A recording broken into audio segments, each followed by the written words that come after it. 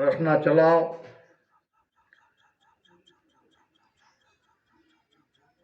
सक्रिय ध्यान में उतरने के लिए आसन के बारे में बताया जा रहा था। आसन लगाना है, सिद्धासन। ये मैं नहीं कह रहा हूं, सुनने के लिए आपको थोड़ा नया नया लगेगा, अजब भी लगेगा, क्योंकि आज तक किसी ने बताया नहीं। तुम ये कौन सी नई चीज बता रहे हो? तो ये कोई नई चीज नहीं है। मैं मेरे मत से कोई ज्ञान यहाँ नहीं दे रहा हूँ। सारी बातें गुरु महाराज के बारे में लिखी है। यहाँ पे बैनर पे इस साइड में ध्यान समाज के अंग में गुरु महाराज ने कहा है। क्या कहा है? ध्यान से पढ़ो कि सिद्धासन को साजियो, बैठा मन को घेर, लिव माला सुख राम के, निस दिन उर में फेर। एक सिद्धासन लगाने से ध्यान में आपकी लीव बहुत जल्दी लग जाएगी। सिद्धासन कैसे लगाते हैं मैं आपको बता रहा हूं। गुरु महाराज ने सिद्धासन के बारे में बताया है। वहां पे 5 पॉइंट लिखे हैं। तो उसमें पहला है, एड़ी से योनि स्थान को दृढ़ता से दबाना। ये एड़ी इसको कहते हैं। और यह है योनि स्थान, गुदा और ब्रह्म स्थान के बीच की 4 अंगुल जगह, उसको दबा के रखना है। दूसरी बात, थोड़ी को हृदय से 4 अंगुल ऊपर वाले स्थान में सुस्थिर करना है। थोड़ी यानी ये दाढ़ी, और यह है हमारा हृदय स्थान। इसके 4 अंगुल ऊपर यानी यहाँ को, दाढ़ी को यहाँ छाती से चिपका के, एड़ी से योनि स्थान को दृढ़ता से दबा के, छाती सामने फूली हुई, रीढ़ की हड्डी सीधी यानी पीठ सीधी,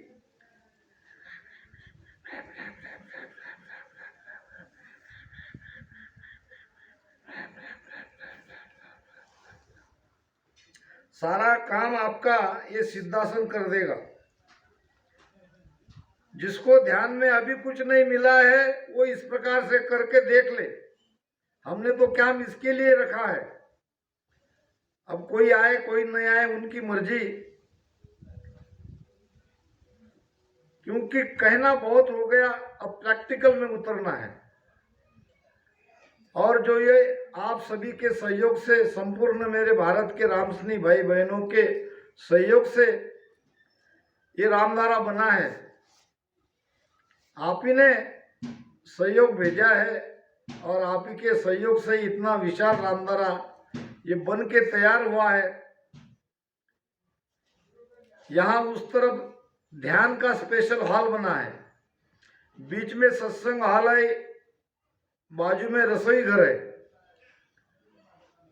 और यहाँ सामने टीन के 2 शेड बने हैं भोजन करने के लिए, बैठने के लिए। इस साइड में लैट्रिन बाथरूम है। और भी काम चल रहा है। तो ये रामधारा हमने पहले ही इसका विचार किया था कि केवल आरती तक सीमित नहीं रहना चाहिए। 3 साल से यहाँ पे चौमासा लिया जाता है। वहाँ गुरु महाराज का ज्ञान का प्रसार प्रचार होता है। आने वाले बाहर के रामसनी की सारी सुविधा यहाँ है। अब हमारा मानस है कि यहाँ हर महीने ध्यान शिविर का ये कार्यक्रम होता रहे। ये पहला हमारा प्रयोग है। हमारी अपेक्षा के अनुसार यहाँ बहुत कम आए रामसनी बाहर के, कोई बात नहीं। जब रामदेव जी बाबा उनको योग सिखाना था आयुर्वेदिक दवाई देनी थी तो साइकिल पे बैठ के अकेले जाते थे उत्तर भारत में। कोई काम अकेले कोई प्रारंभ करना पड़ता है, स्वयं से प्रारंभ करना पड़ता है। धीरे धीरे लोग जुड़ते जाते हैं। मुझे भी इसमें कोई संदेह नहीं है, आज नहीं तो कल, कल नहीं तो परसों कभी न कभी हमारे रामसनी भाई यहाँ आके ध्यान करेंगे, ध्यान में उतरेंगे, ध्यान की शंका का समाधान ऐसे शिविर में जरूर होगा। तो कोई काम प्रारंभ में जब करते हैं तो ऐसी ही स्थिति बनती है, धीरे धीरे वो गुरु महाराज की कृपा से आगे बढ़ती है। बहुत बहुत साधुवाद, आप जो ध्यान में बैठे हो, बहुत बढ़िया ध्यान आप कर रहे हो। तो दो बंध के बारे में अभी आज यहाँ बताया जा रहा है। पहला है मूल बंध, जिससे अपान बाहर नहीं जाएगा। दूसरा है जालंधर बंध, जिससे प्राण ऊपर नहीं जाएगा। शरीर के अंदर 5 प्राण है, प्राण, अपान, व्यान, उदान, समान। जब एक श्वास लेते हैं तो ये 5 प्राण अपना अपना कार्य करते हैं। प्राण की दिशा ऊर्ध्व है और अपान की दिशा अर्ध है, नीचे है। जो नीचे जा रहा है उसको ऊपर करना है, जो ऊपर जा रहा है उसको नीचे करना है। दोनों वायु का मेल करना है, एक शक्ति बढ़ेगी और उस शक्ति से एक कुंडलनी जगेगी, ये सुषुम्ना का द्वार खुलेगा। दोयने जागुरु लाविया हो, पीढ़ी एक बनाए। दोयने जागुरु लाविया हो, पीढ़ी एक बनाए। दोय नर लागा खेचना हो, दोय नर लागा खेचना हो। यो गुरु काढ़ो आय, नहीं तर डूबा था, डूबा था दे माय, नहीं तर डूबा था। मारा सतगुरु काढ़ो आय, नहीं तर डूबा था। हम भी डूब जाते थे अगर सतगुरु का सहारा नहीं मिलता, उनका शरणा नहीं मिलता, तो हम भी और लोगों के जैसे, जगत के जैसे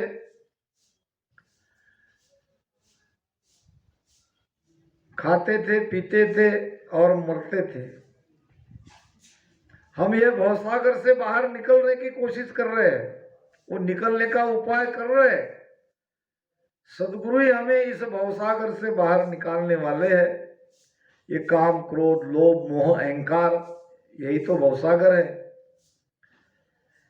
एक संत ने एक व्यक्ति को पूछा कि भाई तुम्हारे जीने का उद्देश्य क्या है?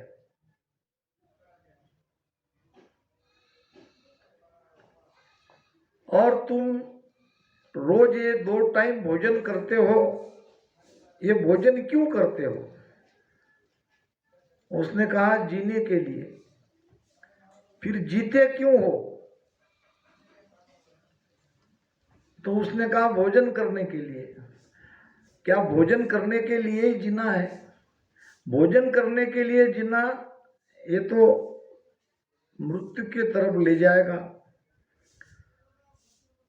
श्वासा खत्म होते ही शरीर से प्राण निकल जाएंगे, तब क्या करोगे? 84 आगे तैयार है, किए हुए कर्म भुगतने के लिए वहां नरक में डाला जाएगा, तब क्या करोगे? इसलिए सोचो, जागो, वक्त मत गंवाओ, आप भी भवसागर से पार हो जाओ। कैसे होना है कि 2 नेजा, ये 2 नेजा यानी 2 रस्सी, मजबूत रस्सी चाहिए। कोई कुएं में अगर नीचे गिर गया है, उसको कुएं से ऊपर खींचने के लिए एक पाटे पे 2 रस्सी दोनों तरफ से बांध के उसमें उसको बिठाया जाता है और दोनों तरफ से खींचा जाता है, तब वो भौसा कुएं से बाहर निकलता है। कुएं से बाहर निकलने का उस जमाने का ये उपाय था। आज तो कई सुविधा है, क्रेन है या और भी कई उपाय है, मगर वो पहले जमाने की बात थी।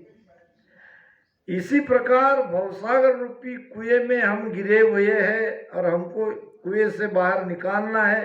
बाहर निकालने वाले सदगुरु है और सदगुरु ने हमको कहा है कि सांस उसास में राम राम भजन करो।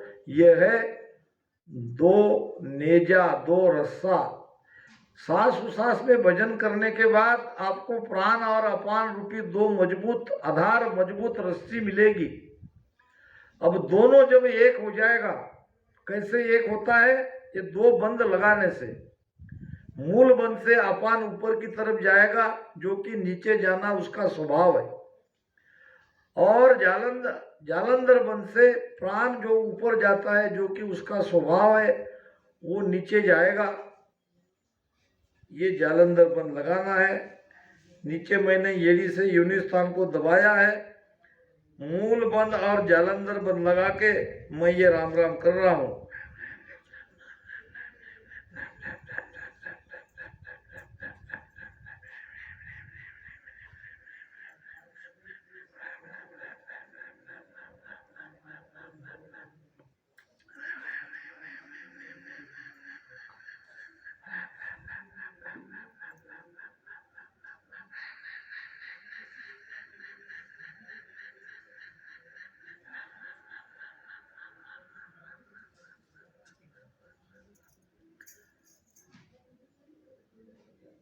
तो ये सिद्धासन के 2 पॉइंट हम समझ गए।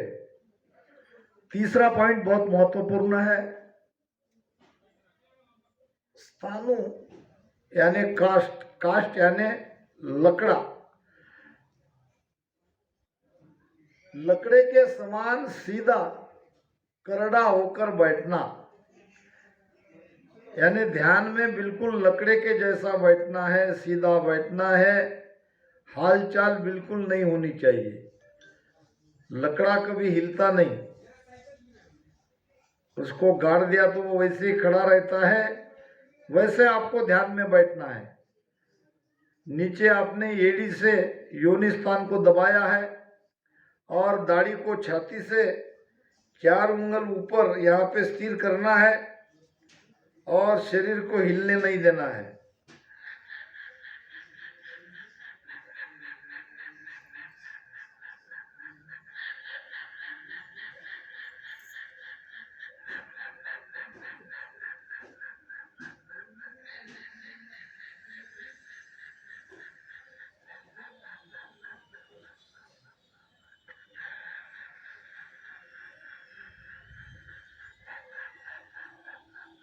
यह है तीसरा पॉइंट। लकड़े के समान शरीर को स्थिर करके बयान में बैठना है, हिलना डुलना नहीं है। शरीर हिल गया तो मन अस्थिर हो जाएगा। मन अस्थिर हो जाएगा, मन भजन से भाग जाएगा, तरह तरह के विचार आने लगेंगे। मन हजारों विचारों में रात दिन दौड़ता है, उसको एक जगह लाना है। व्यान वायु के माध्यम से ये प्राण ऊर्जा सारे शरीर में फैलने से आपको ब्लड प्रेशर की बिल्कुल शिकायत नहीं रहेगी, ये गारंटी। और आगे ये जो कंठस्थित उदान वायु है, उदान वायु पे नियंत्रण हो गया तो डिप्रेशन नहीं होगा। जो डिप्रेशन का शिकार होते हैं और मेंदु रेत तद्दत के पास जाते हो तो उसकी जाने की आवश्यकता नहीं है। ये उदान वायु का कार्य बिगड़ने से डिप्रेशन होता है और फिर डॉक्टर के पास जाके कई प्रकार के दवाई लेनी पड़ती है, पैसा देना पड़ता है। तो ये शरीर के अंदर के 5 वायु पर जिसका नियंत्रण है वो निरोगी रहेगा, कोई रोग उसको नहीं लगेगा। बैठो, ध्यान में बैठो, आने दो, वो भी बेचारा रामस नहीं होगा पिछले जन्म का, बैठने दो। विजय बैठ जाओ। चौथा पॉइंट समझेंगे सिद्धासन के बारे में। संयमितेंद्रिय यानी इंद्रियों पर संयम। 5 ज्ञानेंद्रिया है, संयम कैसे करोगे? शब्द स्पर्श रूप रस गंध, ये 5 विषय की 5 ज्ञानेंद्रिया है। आँख है, कान है, नाक है, और ये त्वचा है, और ये जीभ है। इस पे संयम करना है। कान से किसी की बुराई नहीं सुननी है, किसी की निंदा नहीं सुननी है, कान से गुरु महाराज का ज्ञान ही सुनना है। खाली समय रखेगा यहाँ मेमोरी के माध्यम से संतों के प्रवचन यहाँ पे सुनाया जाता है रोज सुबह 5 से 6 बजे। तो कान से किए हुए कर्म गुरु महाराज के ज्ञान को सुनने से वो कटते हैं। सुनने पर नियंत्रण रखना, किसी की निंदा नहीं सुनना, और फिर आँख कर नियंत्रण। आंखों से अच्छा भी देख सकते हैं तो बुरा भी देख सकते हैं, तो आंखों से अच्छा ही देखने की कोशिश करो। बुरा कोई है नहीं है, बुरे हम ही है। बुरा जो देखन मैं चला, बुरा न देखा कोय, जो दिल झाका आपना मुझसे बुरा न कोय। भीतर की बुराई हमको निकालनी है, दूसरे की बुराई नहीं निकालनी है, दूसरे को बुरा भला नहीं समझना है। ये आंख पर नियंत्रण। आंख बंद करके ध्यान करते रहोगे तो इस आंख रूपी इंद्रिया पर आपका नियंत्रण रहेगा। फिर आता है मुख पर नियंत्रण। किसी को गाली गलौज मत करो, किसी को बुरा भला मत कहो, किसी की निंदा मत करो। इसी कारण से हमको भजन नहीं लगता है। अच्छा ही बोलो। गुरु महाराज कहते हैं, जे बोले तो राम कहो रे, नितर चुपक समा। जे बोलो तो राम कहो रे, नितर चुपक समाय। राम भजन बिन प्राणिया रे, बंध्यो जमपुर जाय भजो तो।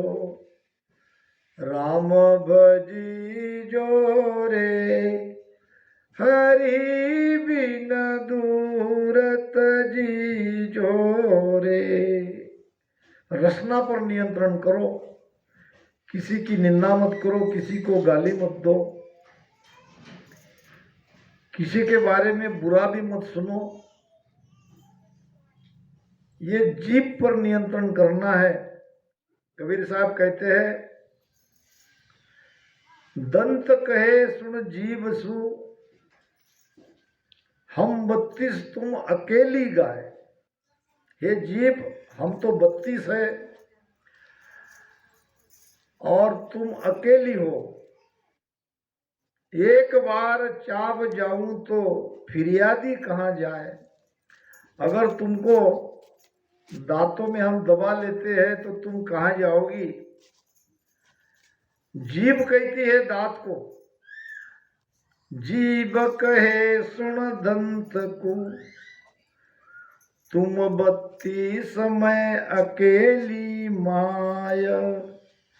एक बार तेरी चालू तो बत्तीसी गिर जाए।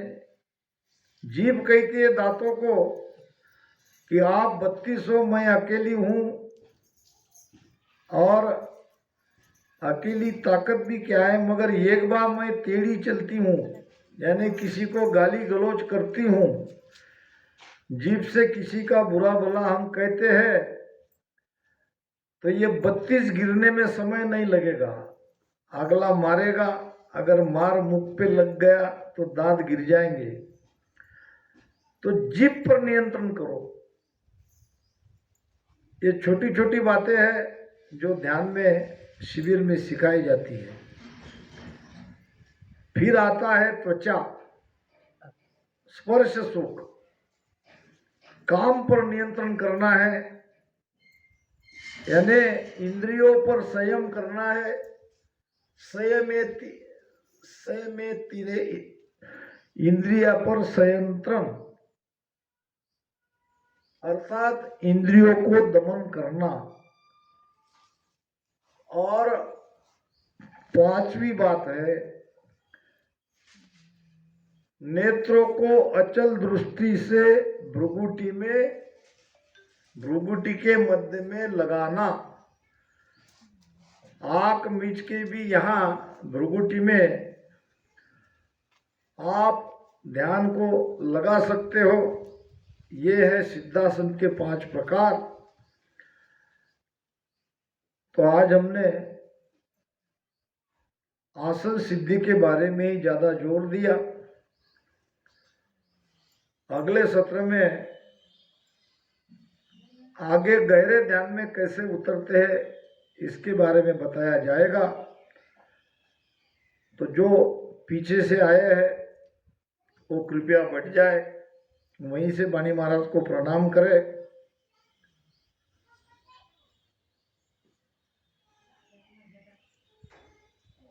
राम स्नेही राजेश राठौड़, युवा चेतना मंच, रामधारा सिरपुर की ओर से आयोजित इस 3 दिवसीय ध्यान साधना शिविर का ये दूसरा दिन है।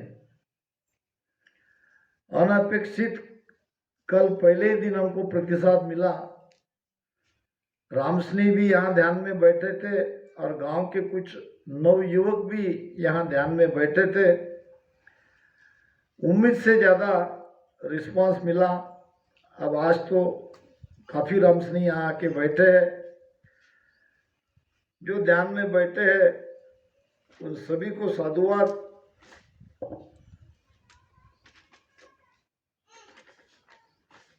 तो अब सांस उसास में सिद्धासन लगा के आप ध्यान कर रहे हो, रचना आपकी चल रही है। अब थोड़ा आगे सांस उसास को समझो। श्वास किसे कहते हैं और उसास किसे कहते हैं, क्योंकि किसी भी ध्यान में उतरना है तो श्वासों पर ही ध्यान लगाना पड़ेगा। चाहे भगवान बुद्ध का ध्यान हो, चाहे भगवान महावीर का ध्यान हो, चाहे पतंजलि का हो, चाहे ओशो का हो, चाहे रामस्नेह संतों की ये सारी धाराएं हो, या कोई यौगिक क्रिया करना हो, हठ योग या पवन योग या अष्टांग योग, ये सभी का आधार है सांस। सांस उसास में ही ये लोग ध्यान करते हैं, मगर करने की रीत अलग है। हमारा है राजयोग। राजयोग में मन पर नियंत्रण करना पड़ता है। हठ योग में श्वासा पर नियंत्रण करते हैं, मन को खुला छोड़ देते हैं। मगर राजयोग में प्रारंभ से ही मन पर नियंत्रण करते करते जाना है। फिर मन पर नियंत्रण करने के बाद त्रिकुटी, जो यहाँ 3 लोक के ऊपर का स्थान है, यहाँ त्रिकुटी है, नीचे 3 लोक है, ऊपर अंतरिक्ष है यानी ब्रह्मांड है।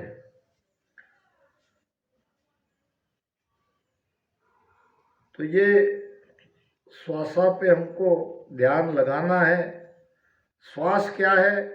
तो जो नाक से हम नीचे फेफड़े में फुफ्फुस में जाती है वो श्वास है, यानी प्राण वायु ऑक्सीजन लेते हैं और कार्बन डाइऑक्साइड छोड़ते हैं, इसको कहते हैं उश्वास। अब श्वास को छाती नहीं, नीचे नाभि तक ले जाना है और वहां आपको थोड़ी देर रुकना है, क्योंकि यहाँ गुरु महाराज ने बताया है। इस तरफ से आप देख लो, पढ़ लो, समझ के भजन करो कि बंद जालंधरी नाभ में लागियो, पीठ के देश उत्तान पाता, त्रिकुटी माय सो त्राट की बंद है, ध्यान की अब सो कहत गाता। रेच की ध्यान में मन सो नासिका, रेचन यानी बाहर फेंकना, उसमें आप नासाग्र पे मन लगाओ, ध्यान लगाओ। ये गुरु महाराज कह रहे हैं, ये घट पर्चा में लिखा है। कोई भी ज्ञान मैं मेरे अपने तरफ से नहीं कहूंगा, आपके सामने ये प्रमाण है। रेच की ध्यान में मन सो नासिका, यानी जब उसास बाहर राम राम करते छोड़ते हैं तो यहाँ नासाग्र पे ध्यान लगाओ।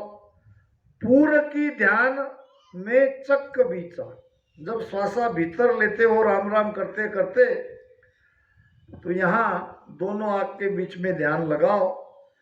तीसरो ध्यान कुंभक तब लागियो, जब श्वासा को रोकते हो उसको कहते हैं कुंभक। ये राम राम करते करते सब करना है।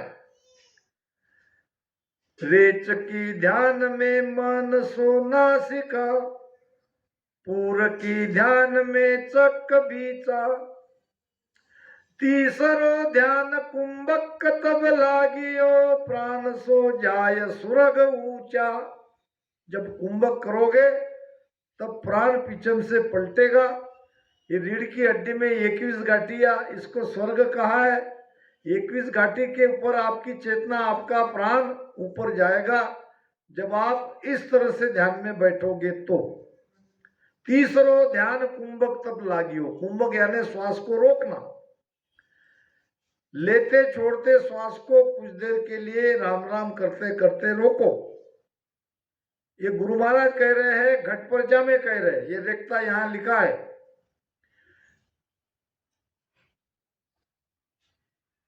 दोबारा कह दू, बंद जालंधर नाभ में लागियो। जालंधर पद कैसे लगाना है? तो ये दाढ़ी को छाती के ऊपर 4 अंगुल, इस साइड में बोर्ड में लिखा है सिद्धासन कैसे लगाना, इसके बारे में चर्चा हो चुकी है। और मूलबंद कैसे लगाओगे? योनि स्थान को यानी मूलाधार को एड़ी से दबा के रखना। 2 बंद लगाने से आपके प्राण और अपान की दिशा पलटेगी, दोनों एक होगा। दोनों एक होने के बाद कुंडलनी जगाएंगे, सुषुम्ना का मुख खोल देंगे। और ये खुलना जरूरी है, जब तक सुषुम्ना नहीं चलेगी तब तक पिचम के रास्ते से जा ही नहीं सकते। ध्यान में आपको प्राण को 10वें द्वार के बाहर निकालना है, न कि सूरत को।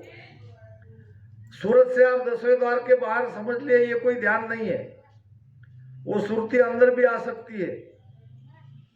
सुरती शब्द के माध्यम से प्राण को रीढ़ की हड्डी से, सुषुम्ना से धीरे धीरे मेरु त्रिकुटी होते 10वें द्वार होते हुए उसके बाहर निकलना है। तो ये प्राण है तुम्हारे शरीर में, पंच प्राण के रूप में अलग अलग तरह के 5 प्रकार के कार्य कर रहे हैं। इन सबको इकट्ठे करना है। आत्म 5 नाभ में बिछड़े, यही 5 आत्मा है, यही 5 प्राण है, यही नाभि में बिछड़ते हैं। और ये भेद है, ये सारी साधना की रीत महाराज ने बताई है। अब उन्होंने वाणी में जो कहा है उसी पर हम चर्चा कर रहे हैं, उसी के द्वारा हम ध्यान स्वयं भी कर रहे हैं, आपको भी करने के लिए प्रेरित कर रहे हैं। यानी सिखा रहे हैं, उसी के लिए यहाँ पे ये शिविर का आयोजन किया गया है। दूसरा दिन है और दूसरे दिन में काफ़ी रामसई इतने खेती बाड़ी के काम में व्यस्त रहते हुए भी यहाँ आके भजन कर रहे हैं, ये बहुत बड़ी उपलब्धि है।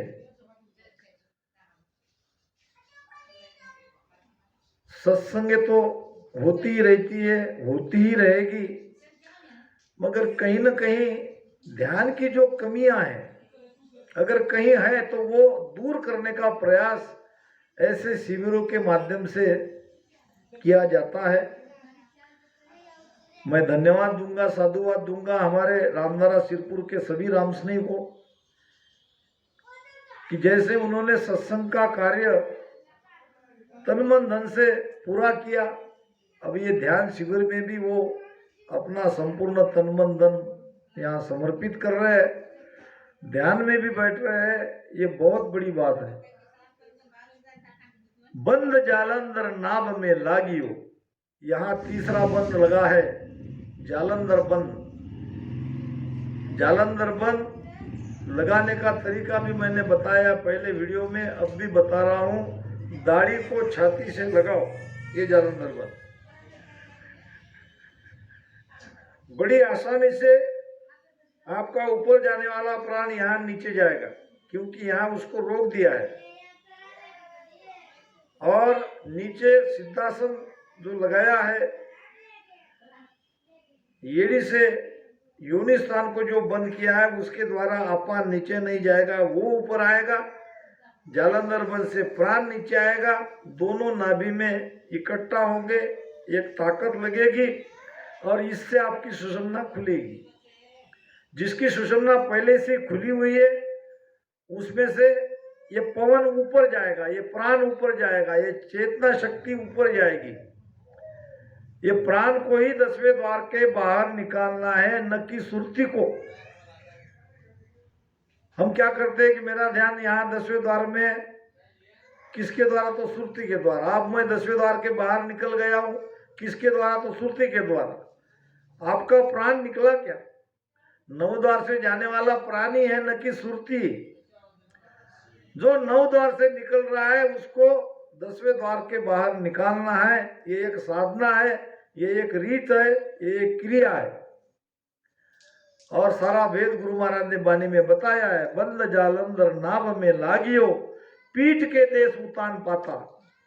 उतान पात बंद यहाँ लगता है, वो आगे बात आएगी, अभी उस तरफ हम नहीं जा रहे हैं। त्रिकुटी माय सो त्राटकी बंद है, यहाँ त्राटक बंद लगेगा।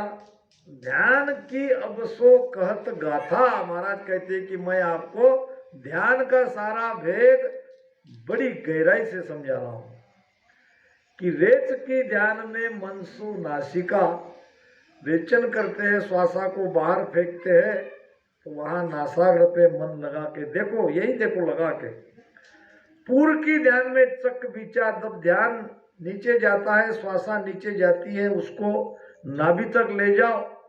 ले जाते समय राम राम करते करते दोनों आंखों के बीच में ध्यान लगाओ और वहां दोनों तरफ श्वासा को रोको, यानी कुंभक करो। तीसरो ध्यान कुंभक तब लागियो, प्राण सो चालियो सर्ग ऊंचा। 21 स्वर्ग के रीढ़ की हड्डी के भीतर से, ये गांठ के भीतर से ये प्राण ऊपर जाएगा। प्राण सो चालियो सुरग ऊंचा।